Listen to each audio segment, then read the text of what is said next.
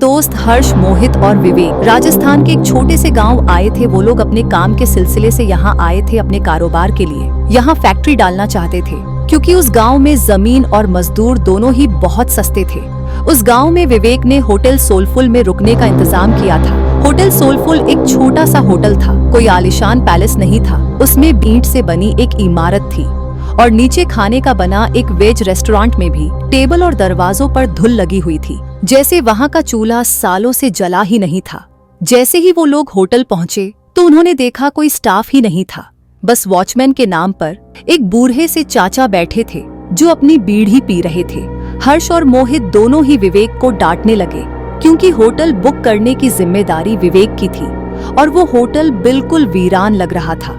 उनकी बातों को सुनते हुए वो वॉचमैन चाचा हंसते हुए उन तीनों के पास आए और उनसे पूछने लगे कि क्या वो होटल में ही रुकने वाले हैं। उन तीनों ने सर हिलाकर हाँ कहा और चाचा जोर जोर से हंसने लगे। हंसते हंसते ही फिर उन्होंने चलना शुरू किया। कुछ गुनगुनाते हुए वहाँ से चले गए। उन तीनों ने वॉचमैन चाचा को पागल समझकर उनकी बातों पर ध्यान नहीं दिया। तभी रिसेप्शन पर एक आदमी आया, एक लंबा सा घनी दाढ़ी वाला आदमी आया। उसने उन्हें रूम की चाबी दे दी। वो लोग ऊपर अपने कमरे में गए। उन्होंने अपना सामान रखा और कुछ देर आराम करने लगे। हर्ष को अचानक प्यास लगने लगी और कमरे में पानी नहीं था। हर्ष जैसे ही पानी लेने कमरे से बाहर निकला, उसे पायल की झंकार सुनाई दी।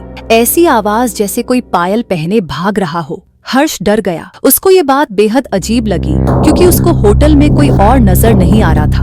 अब उसके फ्लोर के लास्ट कोने से पायल की आवाज के साथ साथ एक लड़की के हंसने की आवाज भी आने लगी थी। हर्ष उस आवाज के पीछे जाने लगा था कि तभी उसके कंधे पर किसी ने हाथ रखा और हर्ष चीख पड़ा। पीछे रिसेप्शनिस्ट पानी लेकर खड़ा था। हर्ष ने अपनी बौखलाहट में उस हर्ष को डांटा और पानी लेकर वापस अपने कमरे में चला गया। देर रात मोहित होटल की बालकनी में खड़ा अपनी गर्लफ्रेंड से बात कर रहा था।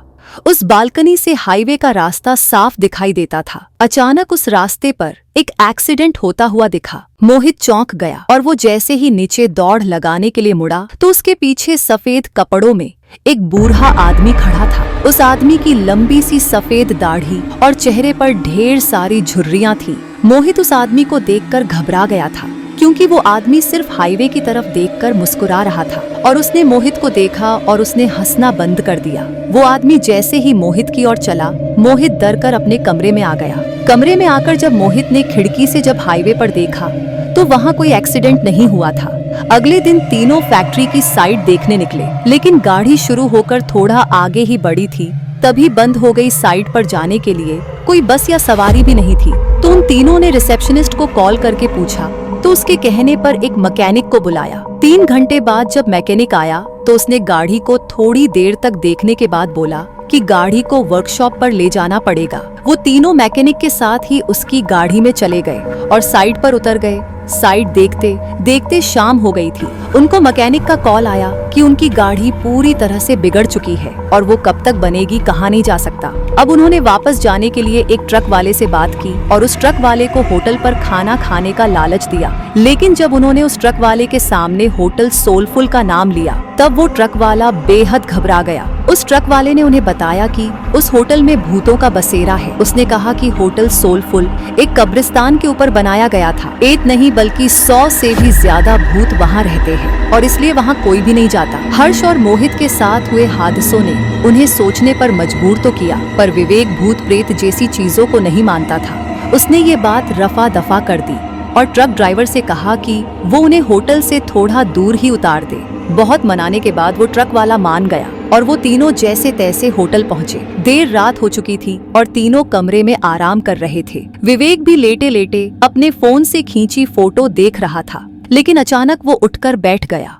ऐसा लग रहा था जैसे उसके होश ही उड़ गए हों। उनकी तस्वीरों में उनके ही कमरे में बहुत सारे बच्चे दिखाई दे रहे थे। वो बच्चे शायद उस होटल में बसे भूत ही थे। विवेक का पूरा शरीर ठंडा पड़ गया। उसने हर्ष और मोहित को जब फोटोज के बारे में बताया तो वो तीनों बहुत घबरा गए। वो आने वाले को जिंदा वापस जाने नहीं देते। किसी का एक्सीडेंट करा देते हैं तो कि वो उस होटल के रिसेप्शनिस्ट को ढूंढते हुए नीचे आए, लेकिन उस आदमी का नामो निशान ही नहीं था। वहाँ उन्हें वो बूढ़े चाचा बैठे हुए मिले। उन्होंने ये सब उस बूढ़े चाचा को बताया तो उस बूढ़े चाचा ने हंसते हुए कहा कि जब वो होटल के अंदर आए थे तो 4 आत्माएं तो उनकी गाड़ी के ऊपर बैठी हुई थी। उन्होंने बताया कि होटल सोलफुल में पिछले 20 साल से भूतों का बसेरा है। जब से होटल बना था तब से यहाँ के भूत होटल सी को आत्महत्या करने पर मजबूर कर देते हैं। फिर होटल की बालकनी की ओर इशारा करके बताया कि वहाँ देखो वो सफेद कुर्ते में एक बूढ़ा आदमी खड़ा है। उस आदमी ने यहाँ होटल बनाने से मना करा था क्योंकि ये जगह कब्रिस्तान की थी। लेकिन कुछ महीनों बाद